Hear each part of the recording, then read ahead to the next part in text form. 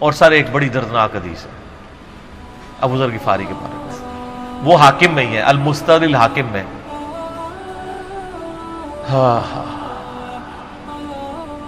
غزوہ تبوک آپ کو پتا ہے ایک ایسا غزوہ تھا جس میں جو شرکت نہیں کرے گا وہ منافق ڈکلیئر ہوگا. قرآن میں فتویٰ آ گیا تھا. اس سے پہلے کبھی نفیر عام نہیں تھی. یہ پہلا اور آخری موقع تھا کیونکہ رومن امپائر سے ٹکرانا تھا. سپر پاور تھی دنیا کی، 1.5 لاکھ کی فوج لے کے کیسرے روم بارڈر پہ آ گیا تھا عرب کے. تو نبی علیہ السلام نے اناؤنسمنٹ کی کہ بھئی اب سب نے جانا ہے، جو نہیں جائے گا منافق شمار ہوگا، الا یہ کہ کسی کے پاس ریسورسز نہ ہو، یا کوئی مریض ہو، یا کوئی عورت ہو، یا کوئی معذور ہو. منافقین آگے بہانے کر رہے تھے. کچھ سادہ لوگ مسلمان بھی اس کا حصہ بن گئے. بخاری مسلم میں 3 اصحاب کی توبہ کا واقعہ بھی موجود ہے، وہ بھی میری ویڈیو ریکارڈڈ ہے. تو کعب بن مالک کی رضی اللہ تعالیٰ عنہ علیہ السلام، تو کچھ لوگ جو ہے وہ یعنی اپنے ان معاملات کی وجہ سے کچھ پیچھے بھی رہ گئے. تو المستدرک الحاکم میں آتا ہے کہ صحابہ کرام کہتے ہیں کہ ہم نبی علیہ السلام کے ساتھ سفر پہ نکلے نا جب، تو نبی علیہ السلام کو آ کے کوئی بتاتا تھا، کہتا تھا یا رسول اللہ وہ جو فلاں بندہ تھا نا وہ بھی کوئی نہیں آیا، پیچھے رہ گئے. تو آپ علیہ السلام پرواہ نہیں کرتے تھے. پھر بتایا گیا یا رسول اللہ وہ بھی کوئی نہیں، یعنی جڑے نعرے مارتے سن اچے اچے جب ایسے کسی کو دسایا جائے گا سر وہ تو پکا جڑا یار ہے بیلی وہ بھی کوئی نہیں تھے. تو حضور علیہ السلام کو لوگ نا فیڈ بیک دیتے یا رسول اللہ وہ بھی غائب ہے، وہ بھی نہیں آیا. اب 30,000 کے لشکر میں آپ نے کوئی ریکارڈ تو نہیں رکھا تھا، رجسٹر تھا، لیکن کدھر 30,000 بندوں میں کدھر کوئی رکھ سکتا ہے صاحب اس طرح. یا رسول اللہ وہ بھی رہ گیا، وہ بھی. تو حضور علیہ السلام کہتے ہیں ٹھیک. آپ فرماتے تھے اللہ چاہے گا تو آ جائے گا، نہیں آئے گا تو نہیں آئے. تو کسی نے کہا کہ وہ ابو ذر غفاری بھی پیچھے رہ گئے. آیا اور ابو ذر کو اس کے اونٹ نے روک لیا. اونٹ ہی نہیں اٹھ رہا تھا نا سر، وہ آپ کو گاڑی تو نہیں ہے نا جو سٹارٹ کر لیں گے آپ. اونٹ چلنے سے انکار کرتے کوئی کر سکتا ہے. اور سر سفر کتنا ہے؟ 700 کلومیٹر. 700 کلومیٹر کا ریگستانی سفر آج کے دور میں بھی کرنا مشکل ہے. سائیکل پہ نہیں آپ کر سکتے، پیدل تو آپ سوچ بھی نہیں سکتے. اونٹ کے بغیر کیسے ہو سکتا ہے؟ جس میں آپ کو اونٹ اس لیے بھی ضروری ہے کہ اس کے اوپر آپ نے سامان لادنا ہے. پانی نہیں راستے میں پینا. ریگستان میں تو کئی کلومیٹرز تک کچھ بھی نہیں ہوتا، بھوکے پیاسے مریں گے. پھر آپ قافلے سے بھی جدا ہیں. تو ابو ذر غفاری کوشش کرتے رہے کس طریقے اونٹ، اسی دوران قافلہ نکل گیا آگے، تو وہ اونٹ اٹھا ہی نہیں ہے. تو حضرت ابو ذر غفاری نے اپنا سامان اپنی پیٹھ پہ لاد لیا، پیدل چل پڑے ریگستانی سفر میں. حاکم کی روایت ہے کہ ہم نے دیکھا دور سے ایک اکیلا شخص آ گیا جس کی پیٹھ کے اوپر بورا لدا ہوا ہے. تو نبی علیہ السلام کی آپ محبت دیکھیں، آپ نے فرمایا کہ تو ابو ذر ہو جا، یعنی جو آنے والا شخص ہے تو ابو ذر ہو. یعنی حضور نے خواہش کا اظہار کیا. آپ کو نظر تو نہیں آ رہا تھا یہ کون آ رہا ہے، آپ کی محبت. آپ کو پتا تھا ابو ذر غفاری نہیں رہ سکتا پیچھے. تو صحابہ کہتے ہیں آپ نے فرمایا تو ابو ذر ہو جا. تو صحابہ کہتے ہیں تھوڑی دیر بعد جب وہ قریب آئے تو ہم نے پہچان لیا ابو ذر غفاری ہیں. تو جب ہم نے پہچان لیا نا تو حضور علیہ السلام نے ان کے پہنچنے سے پہلے آپ نے فرمایا ابو ذر کو دیکھو اکیلا آ رہا ہے، اکیلے ہی دنیا سے جائے گا اور قیامت دن بھی اکیلا اٹھایا جائے گا. دنیا سے کیا کہہ رہے گے؟ صحیح بخاری میں آتا ہے کہ حضرت عثمان غنی رضی اللہ عنہ کے دور میں چکے. یہ اس حدیث کا بھی کچھ حصہ باقی ہے، میں بعد میں بیان کروں، پہلے میں اس کو کنکلوڈ کر لوں. کہ صحیح بخاری میں آتا ہے کہ حضرت ابو ذر غفاری شام چلے گئے تھے. وہاں پہ چونکہ گورنر تھے حضرت معاویہ رضی اللہ تعالیٰ عنہ. وہ قرآن کی وہ جو سورہ توبہ کی آیات ہے نا کہ جو لوگ سونا اور چاندی جوڑ کے رکھتے ہیں یہ گرم کر کے ان کی پیٹھوں پہ، ان کے ماتھے کے اوپر لگایا جائے گا قیامت والے دن. تو وہ یہ آیت پڑھا کرتے تھے اور حضرت معاویہ سے ان کا جھگڑا رہتا تھا کہ تم لوگ جو یہ مال جوڑ رہے ہو نا اور یہ اتنے خزانے تم لوگوں نے بنا لیے ہیں، یہ نبی علیہ السلام کی تعلیمات کے خلاف ہے. تو جب معاویہ کہتے تھے یہ تو اہل کتاب کے بارے میں آیات نازل ہوئی ہیں، تو وہ کہتے تھے نہیں، یہ سب کے بارے میں ہے۔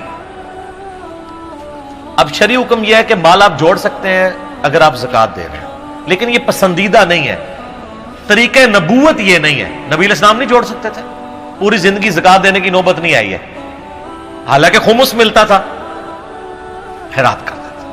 ابو ذر غفاری کا جھگڑا یہ تھا کہ تم تو نبی کے اصحاب ہو، تم لوگوں کو یہ زیب ہی نہیں دیتا کہ تم لوگ اس طرح کے محلات میں رہو اور اس طرح مال جوڑو۔ تو اب چونکہ سینئر صحابی تھے، ان کو ہاتھ ڈالنا بھی آسان نہیں تھا، پھر نبی علیہ السلام نے فرمایا کہ اس سے زیادہ سچا انسان ہی کوئی نہیں۔ تو معاویہ نے خط لکھا حضرت عثمان کو کہ جی اس بندے سے میری جان چھڑائے نا، اس کو آپ واپس بلائیں۔ حضرت معاویہ نے جب خط لکھا تو حضرت عثمان نے ان کو کہا تم مدینہ شریف واپس آ جاؤ۔ مدینہ شریف جب یہ واپس آئے تو صحیح بخاری میں آتا ہے کہ لوگوں کا جھمگٹا لگ گیا ابو ذر غفاری کے گرد۔ لوگوں کو پتا تھا یہ تو بڑا یعنی زہد والا بندہ ہے۔ تو ابو ذر غفاری وہی حدیثیں سنایا کرتے تھے کہ حضور نے فرمایا یہ احد پہاڑ سونے کے برابر ہو تو میں خیرات کر دوں گا، جبکہ باقی صاحب کہتے تھے کہ مال جوڑنا جائز ہے اگر زکوٰۃ کوئی دیتا رہے۔ وہ یہ کہتے تھے کہ یار یہ تم لوگوں کو تو زیب نہیں نہ دیتا، یار تم لوگ تو یہ باتیں نہ کرو، تم لوگ نبی کی صحبت یافتہ ہو، تم لوگوں کو تو زہد ہونی چاہیے تم لوگوں کی زندگی میں۔ اب لوگوں کا ہجوم ان کے گرد لگ گیا اور پھر حضرت عثمان نے ان کو خلیفہ وقت بلایا اور کہا کہ یار تو خود ہی مدینہ شریف چھوڑ کے یہاں سے چلا جا، تیری وجہ سے فتنہ کھڑا ہوا ہے۔ تو حضرت عثمان نے کہا میں نے تو نبی علیہ السلام سے سنا تھا کہ حکمرانوں کی اطاعت کرنا، صبر کر لینا۔ تو ایک زبدہ نامی کا ایک گاؤں تھا مدینہ شریف کے پاس، شہر سے ہٹ کے، تو وہ پھر وہاں پہ ہجرت کر گئے۔ آپ دیکھیں ریونج کیسا تھا، لوگ کتنے ڈرے ہوئے تھے کہ ابو ذر اپنی بوڑھا شخص 80-90 سال کا بابا اپنی ایک بڑھیا بیوی کو لے کے اس عمر میں شہر بدر ہو رہا ہے اکیلا۔ آج نہیں آپ سوچ سکتے کسی جگہ آپ اکیلے جا کے پڑاؤ کریں، کسی بیابان کے اندر، ریگستان کے اندر۔ اس زمانے میں آپ سوچ رہے، آج کل بھی آپ مدینہ شریف کے گرد چلے ہیں تو آپ وہاں نہیں ایک رات بھی نہیں گزار سکتے۔ تو کوئی شخص حضرت ابو ذر غفاری کو سی آف کرنے نہیں آیا سوائے حضرت علی کے، اور وہ بھی مدینے کی باؤنڈری تک آئے۔ ان کو پتا تھا ان کے سٹانس کے بارے میں، اور حضرت علی نے ان کو جب سی آف کیا تو کہا کہ میں چونکہ حکمران وقت کی اطاعت کا پابند ہوں، میں مدینے کی باؤنڈری سے باہر نہیں جاؤں گا۔ اگر مجھے کوئی اس طرح کا یعنی حکم اجازت مل جاتی تو میں تیرے ساتھ جاتا۔ ایران والوں نے حضرت علی علیہ السلام کے زندگی کے آخری 10 سال کے اوپر ایک فلم بنائی ہے، امام علی علیہ السلام۔ اس میں ابو ذر غفاری کے سارے واقعات انہوں نے فلمائے ہیں، سر دیکھنے والے جب مولا علی چھوڑنے آتے ہیں، پھر جو ان کی ڈیبیٹس ہوتی ہیں مدینہ شریف میں لوگوں کے ساتھ، وہ ساری انہوں نے ویڈیو میں فلما دی۔ پھر یہ چلے گئے وہاں پہ رہنا شروع ہو گئے۔ اب اس حدیث کی طرف واپس آ جائیں جو فرمایا آپ علیہ السلام نے اکیلے ہی مرے گا۔ تو ابو ذر غفاری، اس حاکم کی روایت میں آتا ہے ابو ذر غفاری کی موت کا وقت قریب آ گیا، صرف بیوی ہے پاس۔ بیوی نے رونا شروع کر دیا کہ حضرت آپ فوت ہو گئے، آپ کو کفن کون دے گا، آپ کو غسل کون دے گا، آپ کو دفنائے گا کون، میں عورت ذات کیا کر سکتی ہوں۔ حضرت ابو ذر نے کہا کہ نبی علیہ السلام سے میں نے سنا تھا کہ تو اکیلا مرے گا، پھر مسلمانوں کا ایک قافلہ وہاں سے گزرے گا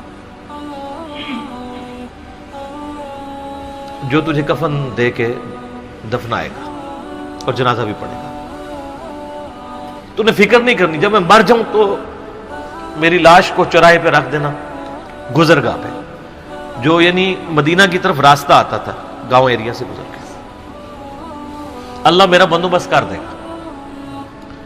وہی ہوا کہ ان کے مرنے کے بعد مسلمانوں کا ایک قافلہ دور سے آ رہا تھا. تو اسی مستدل حاکم کی حدیث میں آتا ہے کہ سر قافلہ بھی سنے پھر کون ہے؟ عبداللہ ابن مسعود. ابو ذر غفاری بھی زہد کے امام، ابن مسعود بھی زہد کے امام، ابو درداء بھی زہد کے امام.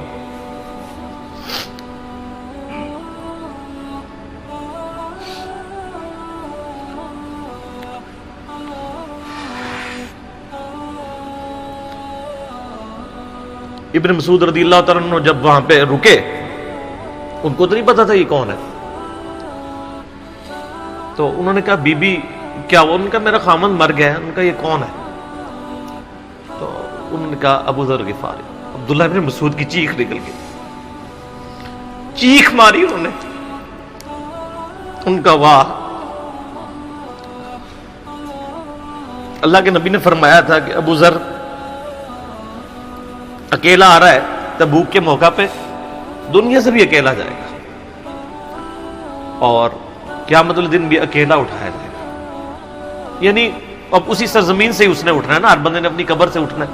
یعنی وہ مسلمانوں کے قبرستان میں بھی دفن نہیں. ایک یہ جو مزار کی رٹ لگائے پھرتے ہیں، میں ان سے پوچھتا ہوں تمہارے بابوں کی کیا اوقات ہے؟ ابو ذر غفاری کا مزار دکھاؤ کدھر ہے.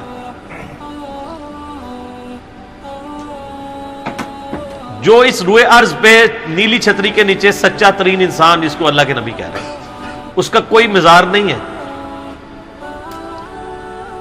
غریب المتنی میں مرا ہے، اس کی قبر بھی ایسی جگہ ہے جہاں مسلمانوں کے پاس قبریں بھی کوئی نہیں ہے. ایک ریگستان میں اکیلی قبر ہے، اس قبر کا بھی کسی کو نہیں پتا، اس پہ کوئی مزار بھی نہیں ہے.